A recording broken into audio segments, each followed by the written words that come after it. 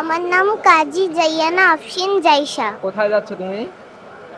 চাঁপাইনবাবগঞ্জ। চাঁপাইনবাবগঞ্জ। কে কে যাচ্ছে সাথে? বাবা, জায়হান, আমি আর আম্মু। কেমন লাগছে তোমার? দৌড় ঝাঁপ করার জন্য ভালো লাগেনি। এটা আমাদের কোনো ছুটি নাই, ছুটি পাই নাই, হয়ও না। কারণ আমরা ছুটি গেলে আর মানুষ আনন্দ করবে কীভাবে? তাদের আনন্দে আমরা আনন্দিত। ঈদের দিন হয়তো বা দেখা গেলো সকালে আসবো ঢাকা, আইসা গোসল করে নামাজ পড়বো, তারপরে রাতে তো সারা চাকরি করে আসবো, রেস্ট করবো, এই আর কি। ভোগান্তি ভাই, সবচেয়ে বড় ভোগান্তি হচ্ছে টিকিট পাওয়াটা একদম সোনার হরিণের মতো হয়ে গেছে। এটা খুব টাফ ছিল, পাওয়া যায় না। মোবাইল নিয়ে বসে থাকলেও চেষ্টা করে হয় না। তাছাড়া এমনি সার্বিক দিক দিয়ে ট্রেনগুলো টাইমলি যাচ্ছে, এটা হচ্ছে পজিটিভ দিক। এটা তো সবসময় আনন্দের একটা বিষয়, এই যে ফ্যামিলির সাথে ঈদ করতে যাচ্ছে, বাবা মা আছে, আত্মীয় স্বজন আছে, সবার সাথে দেখা হবে, পুরো 1 বছর পর যাচ্ছে। এটা নিঃসন্দেহে আনন্দের, এটা বলে প্রকাশ করার মতো না। হ্যাঁ, আসলে বাড়িতে যাওয়ার অনুভূতিটা অন্যরকম।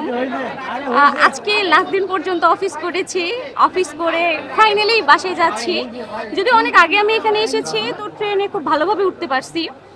যদিও এখন হালকা ভিড় আছে, বাট যখন উঠেছি তখন আর কি ভিড় ছিল না, অনেক ভালোভাবে উঠেছি। হ্যাঁ, টিকিট কাটা তো একটা যুদ্ধের ব্যাপার। 10 দিন আগে 30 সেকেন্ড এইদিক ওইদিক হলে আর টিকিটটা পাই না আমরা। সেক্ষেত্রে অনেক কষ্ট করে আর কি টিকিটটা পেয়েছি। 10 দিন আগেই কেটেছি টিকিট। আর বাড়ি যাব কুরবানি ঈদ, বুঝতেই পারছেন ফিলিংসটা অন্যরকম। ঈদ যাত্রাটা অনেক আনন্দদায়ক, যদি আমরা পরিবারের সবার সাথে ঈদ করবো এই খুশিতে। আর টিকিটের যদি যাত্রা, টিকিটের মানে অনেক ভোগান্তি। হ্যাঁ, এখানে ছাড়বার যখন অনলাইনে টিকিট কাটতে যায়, ছাড়বার জাম করে রাখে যারা কালোবাজারি টিকিট তারা ছাড়ে।